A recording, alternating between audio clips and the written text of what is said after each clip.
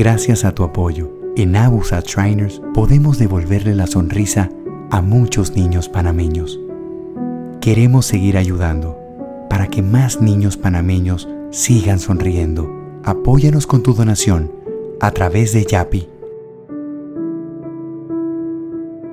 Abusat Shriners. Si rompes una hoja en 100 pedazos y lanzas al viento, será muy difícil restaurar. Nada será igual. Lo mismo puede pasar si tú no verificas, contrastas o eres preciso con la información que haces pública. Fueron 6 heridos y 2 víctimas mortales.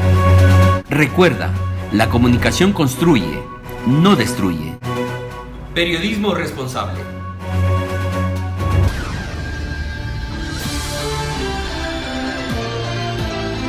José Miguel comenta, con análisis, opinión, entrevistas, periodismo independiente, promoviendo los derechos humanos, con el periodista José Miguel Guerra.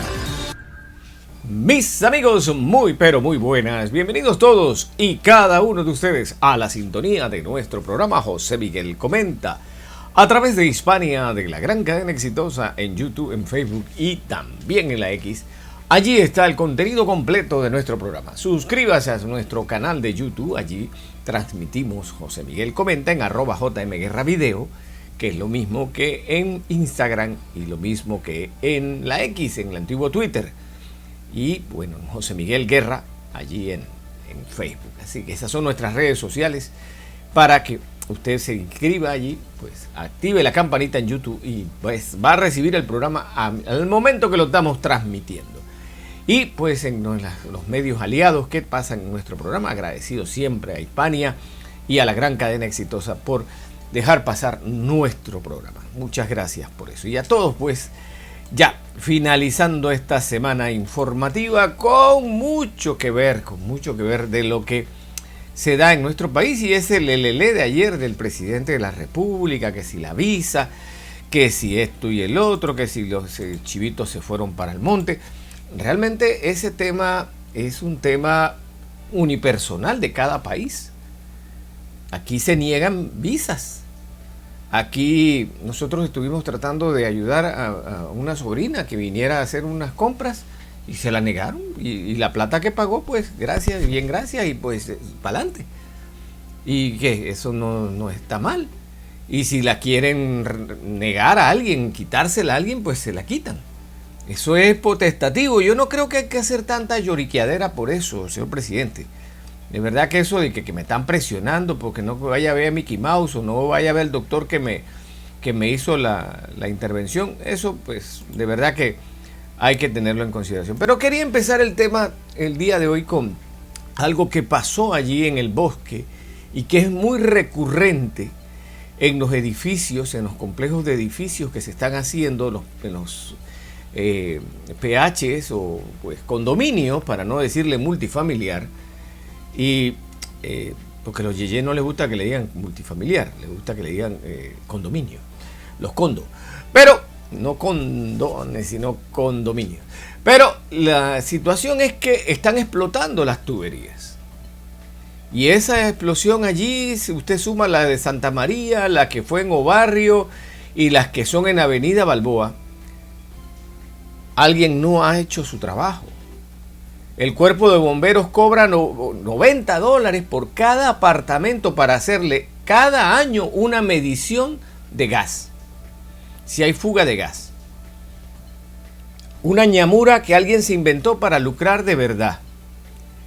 Porque no lo hiciste antes que el edificio, cuando estaba la promotora construyéndolo. Y las responsabilidades de todo esto, ¿en quién cae? ¿Quién cuida? Mira, es como las barriadas.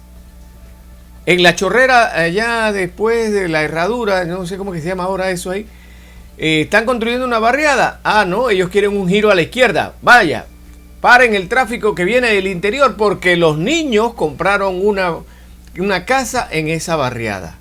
Oh, no. Si usted quiere construir su barriada, usted tiene que hacer un puente vehicular para que esa gente entre allí. Si no, den la vuelta en la primera rotonda que encuentren, pero no van a tener acceso. Y aquí hay muchos ejemplos. La gente del Crisol no tiene entrada. Tienen que ir hasta allá abajo donde está la Texaco y allí dar la vuelta. La gente que vive al lado del llano, en esas barriadas de allí, ahí donde vive Alexis, Charris y otra, creo que Vicenta Melania y otro combo, viven por allí, tienen que ir hasta Brisas para dar la vuelta y regresar. Si ellos pueden, todos los demás pueden. Los de Villalucre entran por un puente y una rotonda y un retorno. Nadie se ha muerto en Villalucre y todas las hierbas aromáticas de las demás barriadas que están allí. Pero estamos aquí porque los otros sí saben engrasar a los representantes corruptos y a los alcaldes corruptos con los permisos para hacer estas obras que vienen manchadas de corrupción porque les dejan hacer lo que les da la gana. Igual a los bomberos que dan los permisos, igual a la ingeniería municipal, igual a todos dan los permisos sin agua, sin electricidad, sin internet bueno, ni nada. En Arraiján eso es un desastre. Sí, Arraiján es el distrito más exponencial del país. Pero ¿a qué costo? ¿A qué costo? Que mi amiga Fabiola de León y su esposo más se la pasan en el carro que lo que pueden estar juntos, en la mañana y en la tarde. Porque el tranque es de madre. Porque no hay agua, porque el internet es malo, porque la electricidad se va a cada rato. Hay gente allí que no recibe agua en una semana. Y no digamos lo de la recolección de la basura. Entonces no hay un ordenamiento en los servicios públicos. No hay un defensor de la gente en el consumo de los servicios públicos. Y estamos a la buena de Dios. Y la gente arriesgando su vida en estos colosos llenos de apartamentos donde la gente puede morir allí, como ya murió la infortunada señora en Santa María. Pongámoslo más fácil. ¿Se acuerdan de la muchacha infortunada que murió el papá y la hermana y ella quedó muy mal y que hubo que hacer asistencia a una familia venezolana? Que el vehículo se salió del estacionamiento y cayó en la vía principal de Costa del Este. Díganme si algún diputado cambió la nomenclatura para que se pongan barreras de verdad y no cosas estéticas en los edificios. No. No se cambió ni en el municipio de Panamá, ni en ningún municipio, ni por ley de la República. Y todos esos estacionamientos de edificios están hechos con cofio. Donde un carro le meta un tanganazo, ahí mismo se va. Y ya pasó, en estos días pasó. Que no hubo afortunadamente víctimas fatales, pero ya pasó. Porque siguen dando los permisos exactamente igual. Ni el MIBI le interesa, ni a nadie le interesa. Y no se vela por la seguridad de los ciudadanos. No se vela por nada. Entonces las alertas es: salgan de allí, busquen a dónde vivir. Así le dijeron a la gente allí en el bosque. ¿Cómo? Ayer le dijeron: salgan de aquí y vayan a donde vean, porque esto tenemos que medir para ver si se pueden regresar a sus hogares. Digo, la alcaldesa de San Miguelito ya fue a modelar, ya fue allá a ver. Ya fue que la revista a ella les tomara fotos, que los periodistas la vieran con la gente. Y vamos a solucionarlo. Miren, este hotel se va a habilitar para que ustedes estén allí. ¿Ah? Pagamos millones de dólares por los ilegales en Darién y en otros lados, pero aquí no podemos pagar por la gente nuestra, por contribuyentes, por víctimas. ¿Y cuántas víctimas ha habido en todas estas explosiones de gas? ¿Y qué es lo que han hecho? ¿Qué hacen con eso? ¿Dónde están los procesos? ¿Dónde están las fiscalías? El procurador tratando de lamerle todo lo que pueda al diario La Prensa con su cosa de que anticorrupción. Hermano, mete a alguien preso, por Dios, hombre. Depura al Ministerio Público. Tienes a la Procuraduría paralela. Y ahora, que dicen que el presidente también tiene la de él. Él dice que es la prensa, que no sé qué, que todo el otro. Hermano, el Ministerio Público es independiente. Autónomo, ni siquiera le sigue la senda al órgano judicial, para ponérselos así. El Ministerio Fiscal es Ministerio Fiscal, punto. Representa al pueblo. Y ya. No estemos buscando la quinta pata al gato y que no, que los procesos. Pero ahí es donde se necesita fuerza de carácter para llegar al cargo. Y por lo regular no hay nadie que tenga fuerza de carácter. Coge tu puesto. Ey, si no vas a dejar que yo nombre a mi sub y nombre a los que van a trabajar conmigo, que me vas a mandar morones de los partidos políticos solo porque son de militancia política, hey, coge tu puesto que yo me voy. Es así. Y así es que se tiene que hacer. Yo no necesito esto. Que el ego de, ay, ministro, no sé qué. ¿Para qué si tienes que trabajar 24/7 y nunca lo vas a hacer bien? A menos, ni siquiera los que dan plata, ni siquiera los que payolean a periodistas, nada. Salen igual destruidos de allí. A la larga, porque también la oposición los destruye. Y hay muchos comunicadores que son de oposición. Así que eso para nada sirve. Eso. Nada más que el ego de que el ministro, que no sé qué. Eso es cualquiera aquí en este país. Cualquiera es ministro en este país. Rufino fue ministro. Lucy fue ministra. Es ministra. 2 veces ministra. Aquí Pelúa es ministro de Estado. Y eso no quiere decir que es mejor. Porque solamente porque eres amigo o porque eres del partido. Pero no porque tienes la capacidad. Te trajeron de Princeton. Te trajeron de Harvard para que vinieras a dar tu aporte. Nada de eso. De una academia famosa en Francia o de Alemania. De una cloaca política te sacan. O eres la hija de alguien que apoyó y vas para ministro. Eso es todo. Entonces, busquemos las cosas como son. Porque hablan muchas cosas de que van a tratar, que van a traer. Y yo les decía ayer, lo de la mina es prioritario. Porque la mina es sector privado y el sector privado trae desarrollo. El gobierno no desarrolla. El gobierno atrasa con la burocracia y con los funcionarios de quinta o cuarta o décima que pueda tener. Y los coimeros y los que piden plata para sus campañas. Mira, qué vergüenza verlo de la asamblea, el presidente de la asamblea lanzándose y que para presidente del partido de él. Cuando él mismo debió decir, no, yo no puedo participar porque soy presidente de la asamblea. No, es que porque soy presidente de la asamblea tengo el chance de ganar, porque voy a meter a los votos en la asamblea a trabajar conmigo.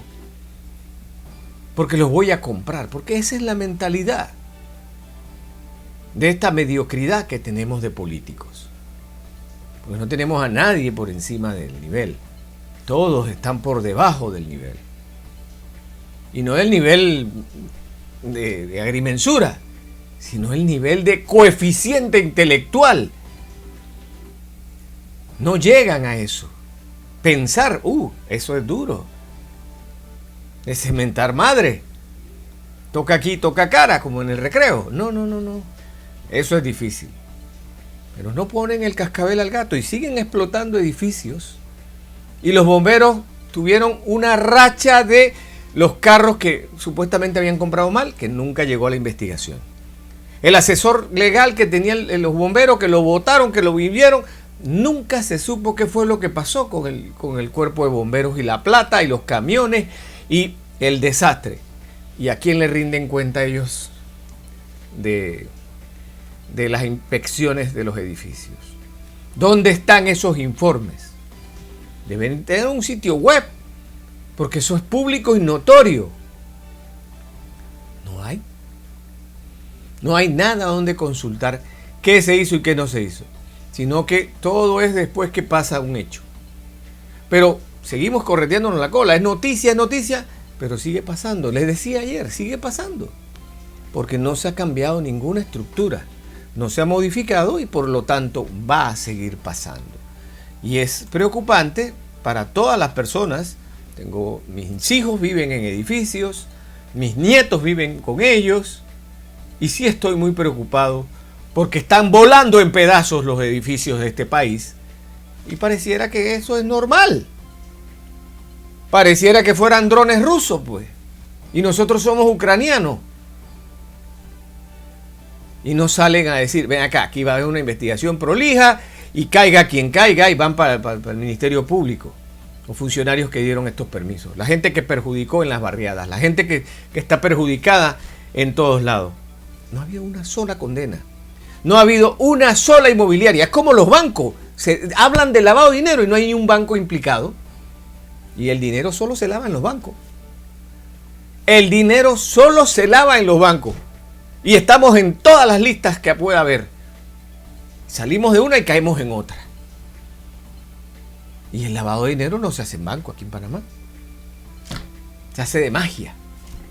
Porque no hay ni un solo banco que esté investigado, que se le quite la licencia, que los cocotudos de ellos vayan para la joyita. Nada. No pasa nada. Entonces en ese país no pasa nada. Solamente los bochinches. Y al perseguirse la cola, lo más importante, ay, que el director de la selección, ay, qué estupideces de cuentos nos quieren meter. Por lo menos está más entretenido ver la serie de los playoffs de las grandes ligas, que está bien reñido, que por más millones que tú tengas no lo vas a ganar si no tienes el juego de conjunto. Pero bueno, en el tema que les ya abrí, que era el de las visas.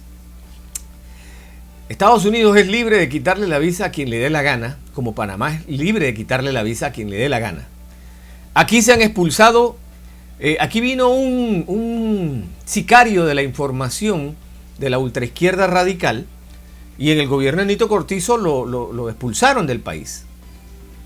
Igual quería venir con el presidente Mulino y lo expulsaron a ese radical terrorista de los medios de comunicación de ultraizquierda, porque todos sus informes eran falsos, llenos de exageraciones, con epítetos, con calificativos y mentiras, de centenares de muertes y todo lo demás, cosas que nunca pasaron en Panamá. Pero ese es el estilo, ¿no? Y Panamá le revocó todo el ingreso a este país, tiene prohibido ingresar a este país.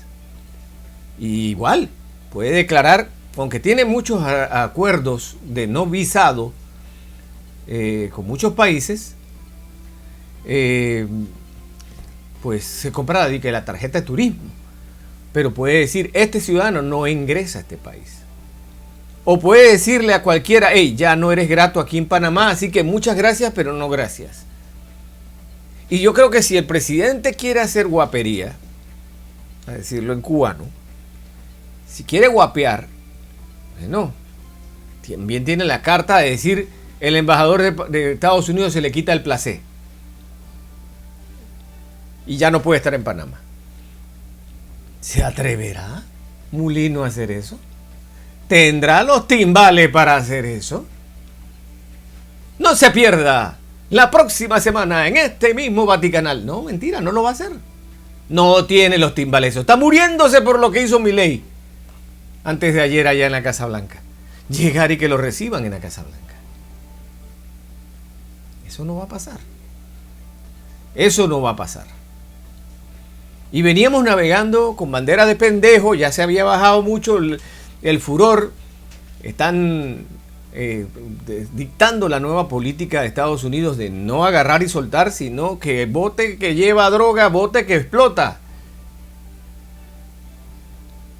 Infringiéndoles el terror que ellos mismos causan, los narcotraficantes. Entonces, él estaba enredado con eso y nosotros queremos ser tema.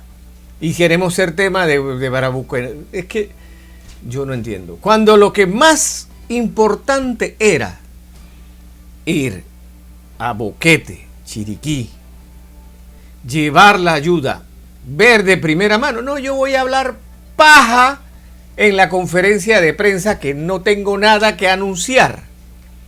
Absolutamente nada que anunciar de mi trabajo.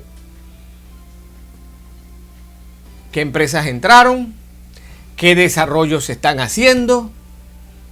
Entraron y desarrollos que se están haciendo.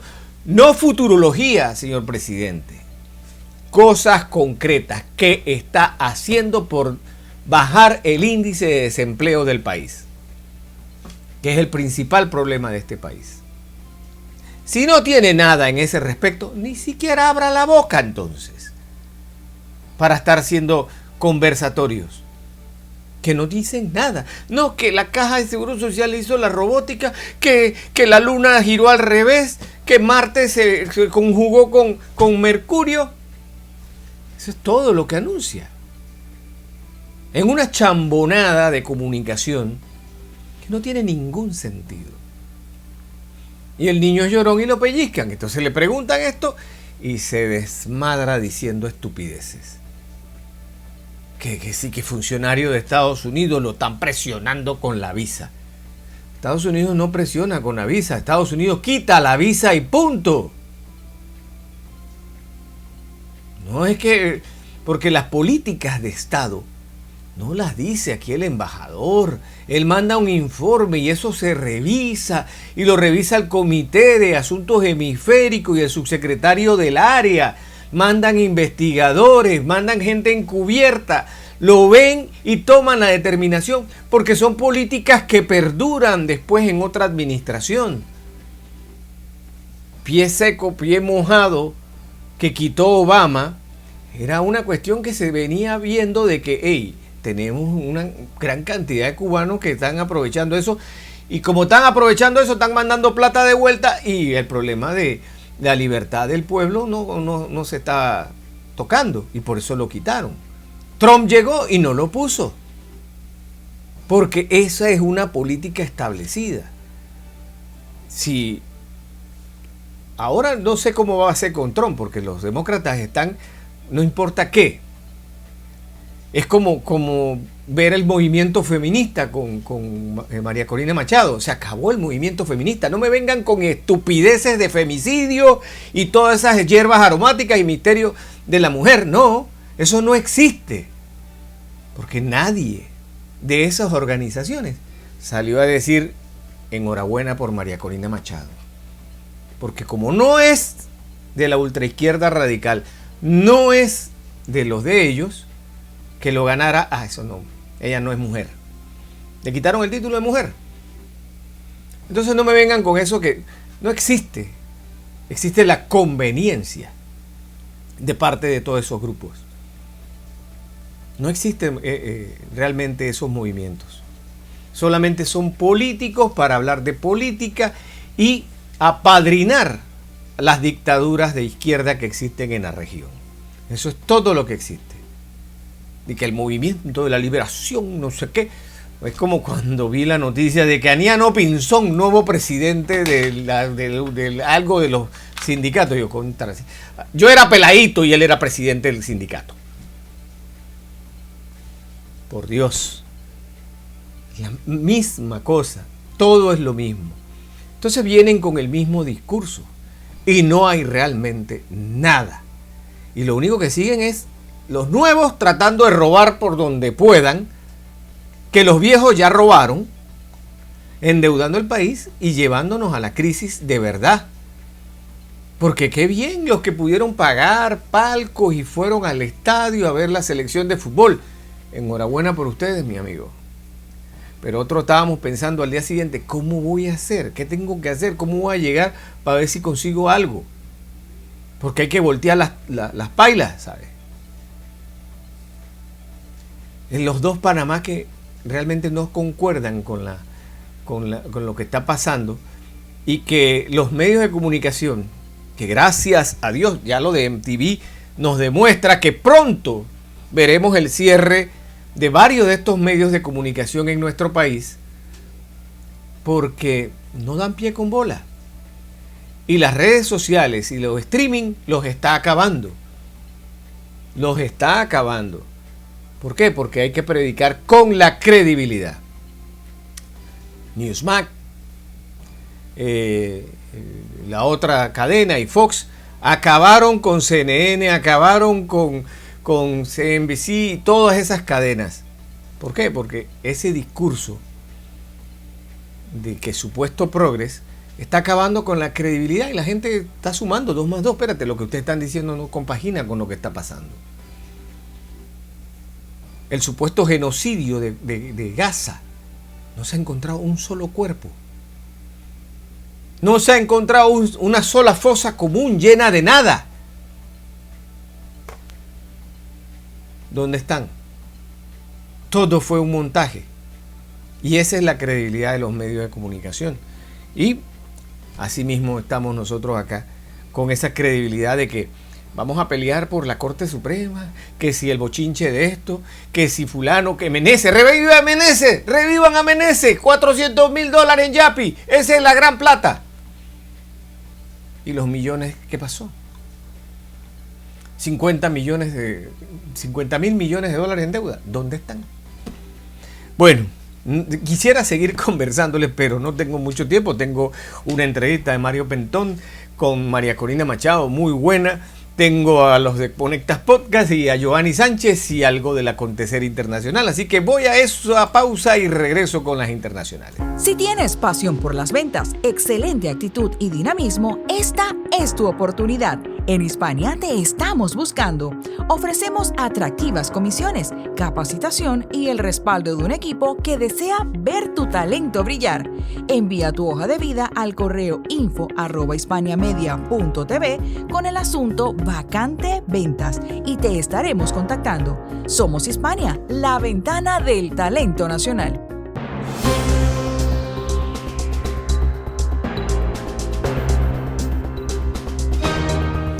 Continuamos, amigos. Y bueno, parece que Donald Trump dijo siguiente, se los dije yo aquí. Siguiente, Putin, nos reunimos, tenemos que hablar. Y ya va a reunirse hoy con Zelensky, pero dijo, ya me reúno con Putin en Hungría. Así que pongan atención, lo trinó en su red social. Social. El presidente de Estados Unidos, Donald Trump, dice que se reunirá con su homólogo ruso, Vladimir Putin, en Hungría para hablar de la guerra en Ucrania. Trump ha anunciado la reunión en un post en su perfil de la red social Truth Social este jueves. En su post, Trump compartió que una reunión de alto nivel que involucra a su secretario de Estado, Marco Rubio, precederá a la cumbre con Putin. La noticia llegó después de lo que la Casa Blanca describiera como una larga y, entre comillas, muy productiva llamada telefónica entre los dos presidentes. En declaraciones a los periodistas poco después de la comunicación de Trump, la secretaria de prensa de la Casa Blanca, Caroline Leavitt, dijo que el presidente estadounidense es optimista en cuanto a la posibilidad de celebrar en un futuro próximo una reunión cara a cara entre él, Putin y Zelensky. El anuncio se produjo en vísperas de la tercera reunión de Trump en la Casa Blanca con el presidente de Ucrania, Volodymyr Zelensky. Se espera que ambos líderes discutan el viernes formas de aumentar la presión sobre el Kremlin para que ponga fin a su invasión de casi 4 años. Bueno, eso es lo que adelanta Trump y que está buscando de verdad esos acuerdos de paz para acabar esa guerra que él dijo que la acababa rapidito, pero bueno, que se le ha complicado con las posturas de Putin, que dice Trump que tiene más de 1.300.000 bajas. Y los israelitas conmemoran el aniversario de las víctimas del ataque terrorista del 7 de octubre. Israel conmemoró el jueves los 2 años de los ataques del 7 de octubre de Hamás, según el calendario judío. En una emotiva ceremonia se proyectaron imágenes del atentado del grupo islamista. El acto contó con la presencia del presidente Isaac Herzog y del primer ministro Benjamin Netanyahu, quienes rindieron homenaje a las víctimas. Netanyahu prometió reconstruir y repoblar las comunidades atacadas, muchas aún vacías tras la tragedia. Por su parte, el presidente Herzog pidió perdón en nombre del Estado israelí y expresó su deseo de que los afectados encuentren sanación y consuelo.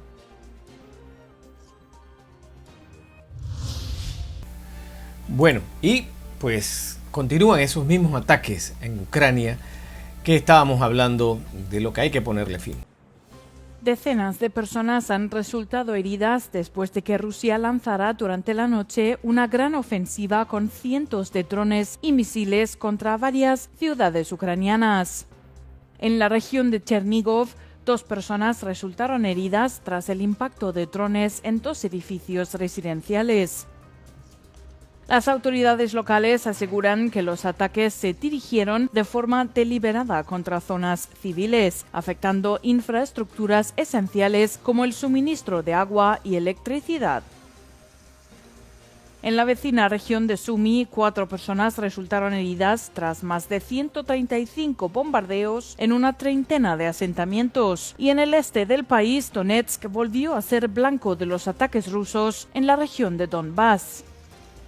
El presidente Volodymyr Zelensky ha condenado la ofensiva calificándola como una estrategia de doble terror, al atacar tanto a civiles como a infraestructuras críticas. El líder ucraniano pidió a los países europeos y occidentales que aumenten la presión sobre Moscú para poner fin a la guerra. Mientras tanto, Kiev aseguró haber golpeado con éxito una refinería de petróleo en la región rusa de Saratov. Según las Fuerzas de Operaciones Especiales de Ucrania, el ataque representa un duro golpe al sector energético del Kremlin. Bueno, ahora voy a, de TV Martí, la entrevista de nuestro colega Mario Pentón a la Premio Nobel de la Paz, María Corina Machado, vicepresidenta de Venezuela. Hoy tenemos el privilegio de conversar con una mujer que se ha convertido en símbolo de resistencia, de dignidad y de coraje frente a la tiranía venezolana. Me refiero, por supuesto, a María Corina Machado. En una región donde el poder suele comprarse con silencio o se negocia con miedo, ella eligió el camino más difícil, el camino de decir la verdad sin rendirse.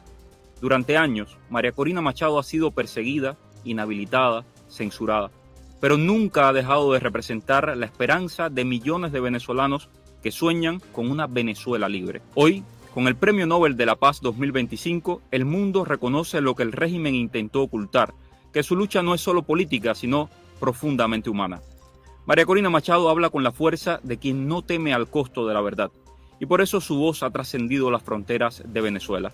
Su mensaje también resuena en Cuba y en Nicaragua, y en cada nación donde los pueblos siguen resistiendo. María Corina Machado nos ha concedido una entrevista exclusiva en Martí Noticias para hablar del futuro de su país, pero también del papel de la comunidad internacional y del poder de una convicción que no se negocia. Porque su batalla, como la batalla del pueblo cubano, es una lucha por la libertad y por la dignidad en América Latina.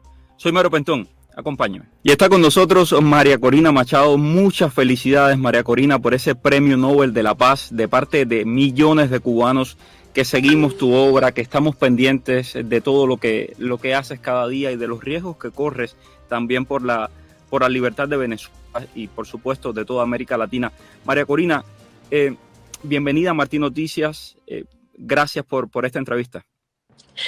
Bueno, gracias a ti, Mario, y gracias a cada uno de los cubanos dentro de Cuba, fuera de Cuba, que son parte de esta gran causa y este gran movimiento. Yo se los he dicho siempre, es la misma causa, es la misma lucha. Y tengan la seguridad que tan pronto liberemos a Venezuela, seguiremos por la libertad de Cuba y la libertad de Nicaragua. Y este premio no es solo de todos los venezolanos, es también de todos los cubanos. María Corina, vamos a comenzar haciendo un comentario, porque hay algunos que prefieren no hacer comentarios o mirar para otro lado. ¿Qué representa este Premio Nobel de la Paz para el pueblo venezolano y para la lucha del pueblo venezolano por la libertad? Esto es enorme, enorme, Mario. En primer lugar, porque estamos ya en una fase resolutiva, en la etapa ya final después de 26 años de tiranía. Bueno, yo sé que para mis hermanos cubanos que han tenido que luchar mucho más tiempo, entienden lo que esto significa, ¿no? Hemos superado todos los obstáculos, hemos organizado un país, enfrentado esta tiranía feroz. Han sido miles y miles y miles de venezolanos asesinados, presos, desaparecidos. 1/3 de nuestro país que ha tenido que huir en los últimos 15 años. Y estamos ahora ya a un momento donde vemos la libertad tan cerca, a nuestro alcance. Y el régimen efectivamente en su posición de mayor debilidad. Esto nos ha dicho a los venezolanos que no estamos solos y que América Latina es hoy una prioridad. Habiendo tantos conflictos en el mundo, Mario, que se haya otorgado este reconocimiento al pueblo de Venezuela demuestra la importancia que tiene nuestra región en el contexto mundial. Hay un gran despliegue estadounidense en el Caribe, María Corina, y bueno, esto tiene muy inquietas a las 3 dictaduras de la región. Hay que ver nada más los comunicados de La Habana, de Nicolás Maduro, también de Ortega en Nicaragua. Y el presidente Trump ayer confirmaba que la CIA está trabajando en el terreno en Venezuela. ¿Nos puedes decir cómo se ve esto desde Venezuela y cómo ve esto la oposición venezolana y tu opinión al respecto? Mira, el pueblo de Venezuela está clarísimo y agradece con toda el alma la posición firme que ha adoptado la administración del presidente Trump. Porque nosotros tenemos muchos años alertando al mundo que lo que se ha configurado en Venezuela no es una dictadura más, es un sistema criminal, narcoterrorista, que ha entregado el territorio, los recursos, las instituciones de Venezuela a todos estos enemigos de Occidente, enemigos de Estados Unidos, y que operan desde Venezuela un hub de este crimen organizado. Y vemos lo que es el Tren de Aragua, lo que es el Cartel de los Soles, lo que son todas estas redes que dirige Nicolás Maduro.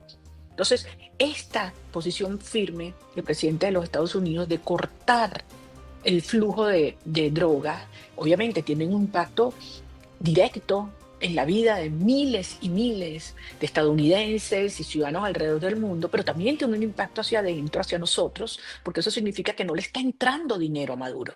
Y ese dinero lo usa para reprimir, para perseguir, para imponer el terror y bueno, y para ampliar sus actividades delictivas. Y bueno, justamente acerca de esto, ¿no? Si nos puedes ahondar un poquito de cómo participa el régimen cubano junto al Cártel de los Soles en toda esta maquinaria represiva al pueblo venezolano y en toda esta actividad criminal, te lo agradeceríamos mucho. Bueno, es una enorme tristeza decir que desde el día 1, cuando llegó Chávez, ya había una gran alianza y un acuerdo con Fidel Castro. Y Fidel Castro entendió que, dado los inmensos recursos que tenía Venezuela, era muy importante tomar control de nuestro país, y por eso salió con Hugo Chávez. Y la presencia de los agentes cubanos comenzaron, algunos se hacían públicos a través de, se enviaban los médicos o los entrenadores deportivos, pero había claridad que había una operación política por debajo de infiltrarlos en nuestros cuerpos de inteligencia, en las Fuerzas Armadas, en nuestros organismos de identidad y en diversos ministerios en situaciones críticas, en posiciones estratégicas. Esto fue la entrega total de la soberanía nacional a otro régimen. Y debo decir, muchos de estos cubanos que venían a Venezuela eran profundamente maltratados y perseguidos.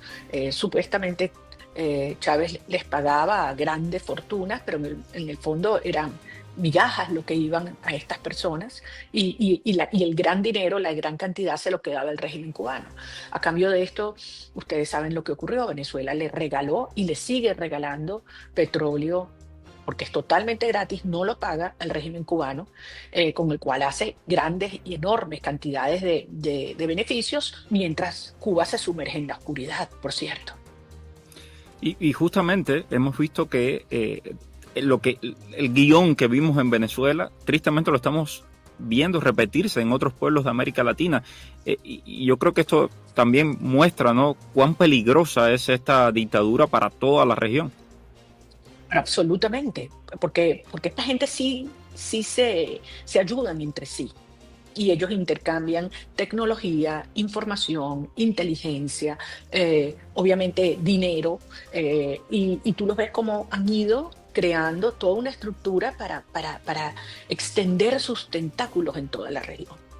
Y cómo han intervenido en el proceso electoral de muchos países, incluyendo Estados Unidos, con tecnología que salió de Venezuela, con tecnología que obviamente pulió y afinó el régimen cubano. Ahora bien, lo importante de este momento histórico es que estamos viendo una respuesta concertada de las democracias de América Latina. y en conjunto con el gobierno de los Estados Unidos. Yo creo que esto es un momento único. Yo soy muy optimista, yo tengo una gran esperanza sobre el futuro de nuestra región. Si bien hay muchas personas que se preocupan por el retroceso de la democracia en el mundo y obviamente tantos conflictos que surgen y el crimen cómo se esparce, yo siento que nuestros pueblos hemos llegado a un punto de saturación de estas ideas comunistas trasnochadas, del crimen que genera destrucción y que hunde a nuestras familias en tristeza y separación, y que ha llegado la hora de América Latina y la liberación de Venezuela. Yo sé que va a traer unas olas expansivas de energía, de esperanza, que nos van a abarcar a todos, Mario. María Corina, tu mensaje para la dictadura: estás en este momento en Venezuela, escondida en Venezuela, justamente en la clandestinidad, porque tu vida corre peligro. Desde ahí, tu mensaje para la dictadura cubana, que por cierto ayer se reunió y mostró un Consejo de Defensa Nacional, que evidentemente es parte de todo lo que está sucediendo también con Venezuela. Tu mensaje para la dictadura venezolana y para la dictadura cubana.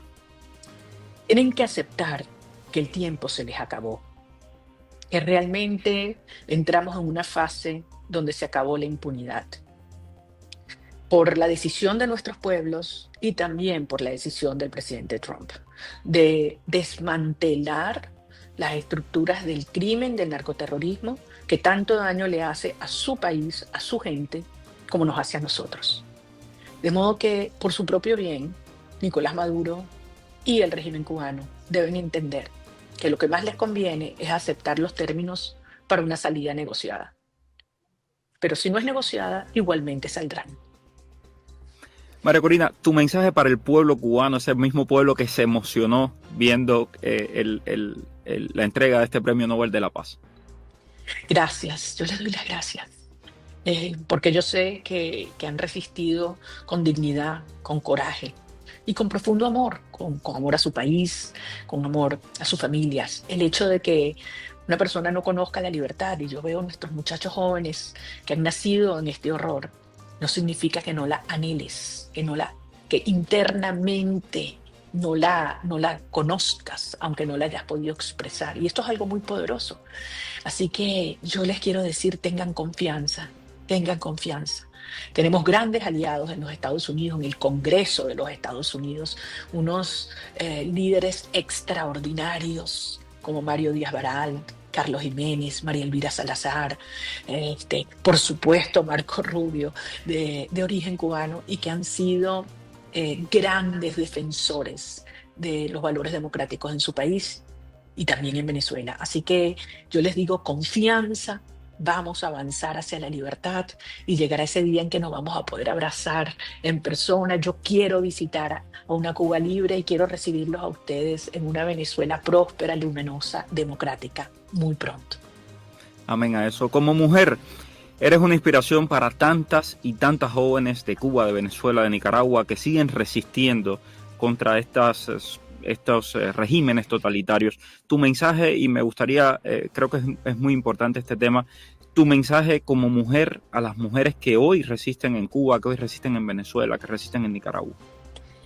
Yo tengo muchas amigas cubanas, imagínate tú, las damas de blanco, como las quiero, y una vez me encontré con Berta en un aeropuerto en Florida. Tú no te imaginas cómo explotamos en llanto. Decirles, en Cuba como en Venezuela, las mujeres estuvimos siempre en la primera fila, porque al final entendíamos que estos son sistemas que van contra nuestros hijos, contra nuestras familias. Y las mujeres somos como unas leonas, las madres, a la hora de defender a nuestra familia, a nuestros hijos. Y en la reconstrucción de nuestro país también, porque hay heridas profundas que hay que sanar, y de eso se trata. Así que a cada una de ustedes, a las madres, las mujeres, las jóvenes, las hermanas, las hijas, estamos en la misma causa, somos hermanas de la misma lucha. Saben que pueden contar conmigo siempre y que no descansaremos hasta ver a una Cuba absolutamente libre y democrática, en prosperidad y recibiendo de vuelta a tantos de sus hijos que han debido partir. Muchas gracias, María Corina Machado, por esta entrevista, y espero que la próxima sea en Venezuela libre. Amén, amén, Mario. Aquí me encantará recibirte. Que Dios. Bueno, lamentablemente no tenemos mucho tiempo ya en el programa y vamos rapidito con Joanny Sánchez y su cafecito informativo, que hoy va a ser un buchito. Les cuento que uno de los graves problemas que atraviesa la sociedad cubana y que ya no se puede esconder es la mendicidad de los menores de edad. Si antes esto era algo que hacían fundamentalmente adultos, personas ancianas, cada vez con más frecuencia en las calles y esquinas de la isla se ve a niños, infantes que lo mismo piden unas monedas, que piden comida e incluso trabajan, venden alguna mercancía para ayudar económicamente a su hogar. Esto es un fenómeno creciente por muchas razones que he explicado en este programa, pero no deja de indignar cada vez que uno ve a uno de estos niños que ha perdido su infancia y tiene que trabajar o pedir limosnas para poder sobrevivir. Recientemente en las redes sociales se difundió una imagen que tocó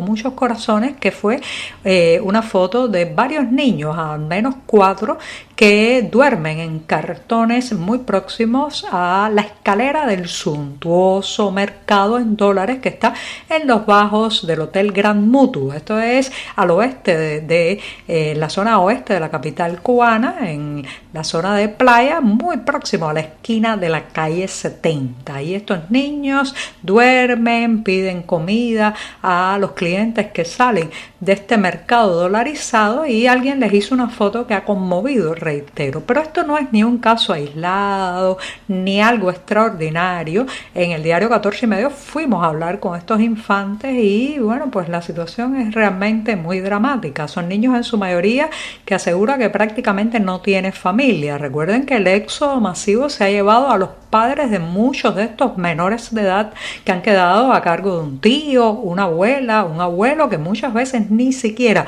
tiene las condiciones materiales o de salud para ocuparse de la educación de estos infantes. Entonces son niños que viven con lo que aparezca, con ropa raída, cuerpos muy delgados y que están en una situación de vulnerabilidad bastante alarmante. Ya sabemos los riesgos a los que se enfrenta cualquier persona que tenga que vivir en las calles. Imagínense esto multiplicado con la inocencia infantil.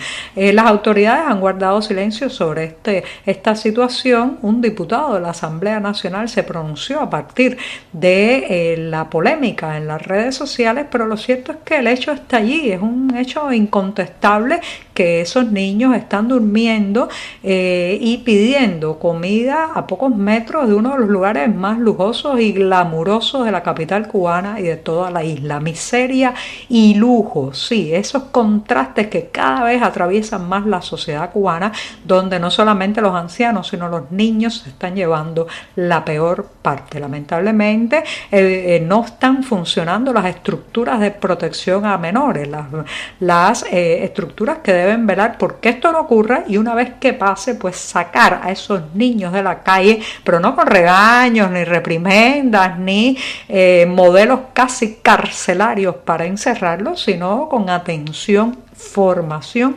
y apoyo. Que la infancia no sea ese momento de preocupación de si el dinero alcanza, de si la pensión del abuelo sirve para comer o no, de si hay que optar por ir a la aula entre el pupitre y la calle y estirar la mano para pedir unos billetes. Que sea realmente un momento para la fantasía, el crecimiento y el aprendizaje y el amor. Mucho amor, que es evidentemente algo que les falta a esos niños que duermen a pocos metros del mercado dolarizado de la calle 70. Bueno, y ahora rapidito con el podcast de Conectas. Conectas Podcast.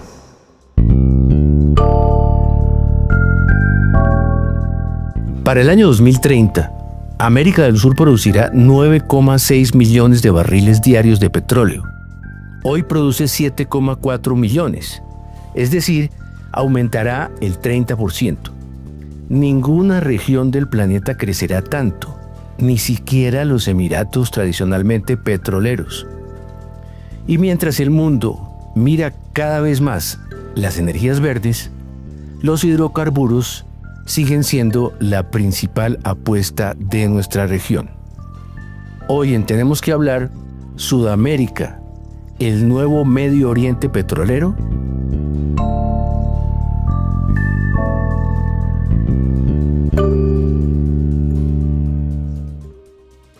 Hola, soy Mauricio Sáenz y les doy la bienvenida a un nuevo episodio de este podcast semanal en el que abordamos diversos temas de América Latina porque tenemos que hablar. Conectas Podcast presenta Tenemos que hablar. El análisis semanal para comprender la actualidad de América Latina, realizado por la mesa editorial de Conectas, la plataforma periodística con miembros en 19 países de la región. Eu sou totalmente favorável de que haverá um momento em que o mundo não vai precisar de combustível fóssil. Mas esse momento não chegou. Lula da Silva tiene entre sus programas el compromiso de no emitir más gases de efecto invernadero.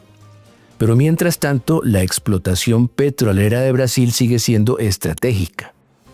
Es más, el país gigante sudamericano se ha convertido en el mayor productor de la región.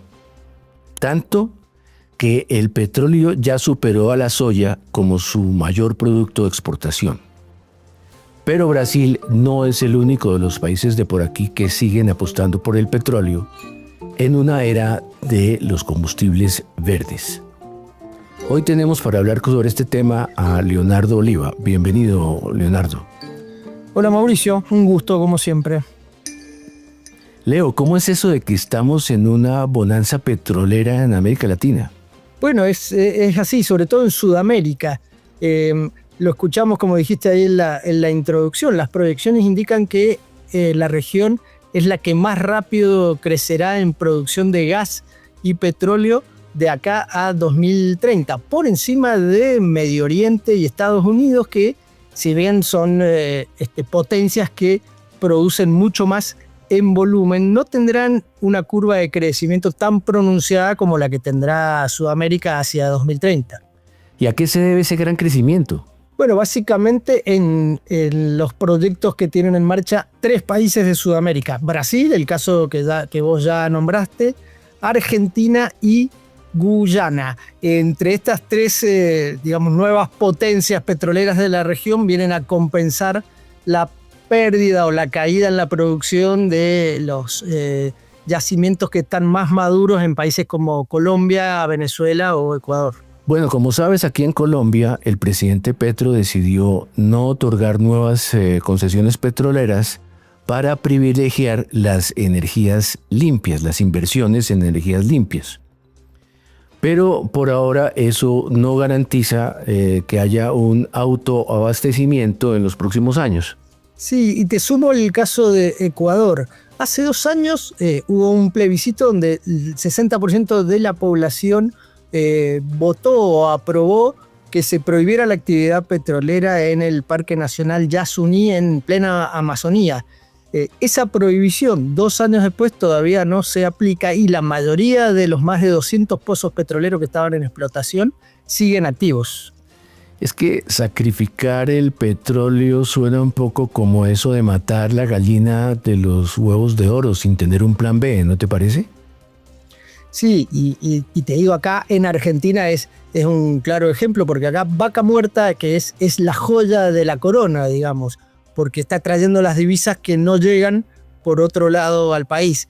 Vaca Muerta básicamente es una gigantesca formación geológica que está en la provincia de Neuquén, al suroeste del país, en lo que es la puerta de la Patagonia, y alberga petróleo y gas que se extraen con la fractura hidráulica o el conocido como el fracking.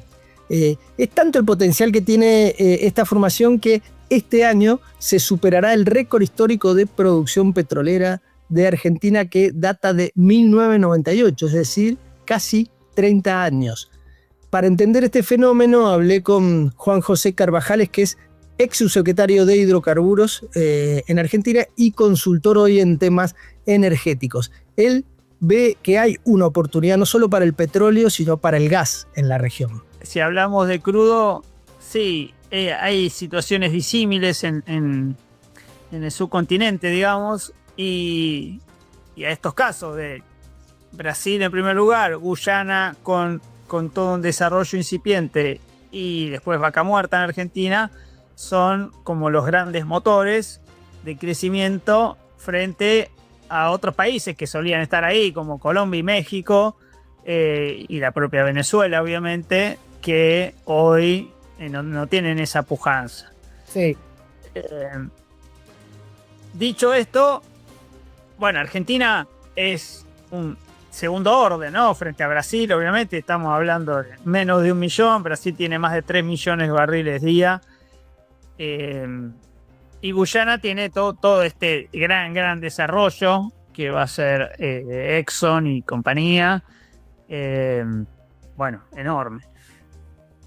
Si vamos al gas, ahí ya se achica mucho más allá de que, bueno, Perú era un proveedor y Trinidad y Tobago, pero ahí vuelve a aparecer Vaca Muerta, Argentina, con proyectos que algunos ya están en marcha, ¿no? De exportación de GNL y otros que están avanzados y por cerrarse, que también ubicarían a la región como una proveedora argentina, ¿no? Bien, la región como una proveedora de gas natural licuado, sumándose a varios proyectos que están también evolucionando, pero que sería algo novedoso, ¿no? Que Sudamérica luzca como proveedor de Asia-Pacífico en materia de gas natural licuado, con estas soluciones que se dan hoy, que son de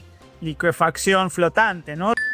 Bueno, ese gas licuado del que habla Carvajales se transporta en barcos, luego hay que regasificarlo, en fin, es un proceso complejo que requiere grandes inversiones, pero ¿conviene hacerlas ahora que el fin de los combustibles fósiles está a la vista? Bueno, está claro que no es una inversión que puedan hacer los países latinoamericanos, ¿no? Pero sí los privados. Entonces los gobiernos están buscando seducir a empresas extranjeras para que hagan estas grandísimas inversiones. Y ya hay Carvajales nombraba la participación de Exxon, que es la petrolera estadounidense, en Guyana. Hay algunas cifras del año pasado que muestran el nivel de estas inversiones. En 2024 fueron 72 mil millones de dólares que aportaron las inversiones en hidrocarburos solo en Sudamérica. Leo, ya hablamos en otra oportunidad en este podcast del caso de Guyana, que pasó de ser un país pobre a convertirse en una especie de Kuwait de Sudamérica, después de los grandes hallazgos de gas y de petróleo en el fondo del océano. ¿Y qué tantas perspectivas tiene eso?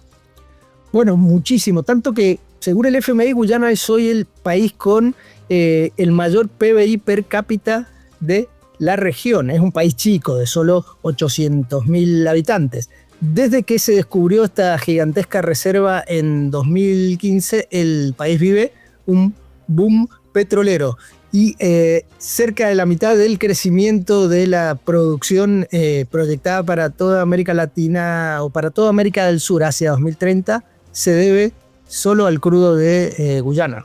Leo, tú sabes el tiempo que pasamos en las reuniones editoriales de Conecta hablando de esto de las energías verdes y la transición energética, porque al fin y al cabo está en la agenda de los gobernantes y de los países. Pero hoy terminamos en que el petróleo sigue siendo la gran apuesta de los países. Bueno, realmente hay que ver las energías renovables, el crecimiento eléctrico, lo hídrico, lo eólico, y que los Estados Unidos ha dejado en gran medida de depender del petróleo de afuera. Entonces hay que replantear mucho de eso. Mis amigos, lamentablemente tuve que cortar Conectas y cortar a nuestra amiga Joanny Sánchez, pero hasta aquí llegó nuestro programa del día de hoy. Muchas gracias a todos ustedes por su amable sintonía. Si el Señor así nos lo permite, regresamos el lunes.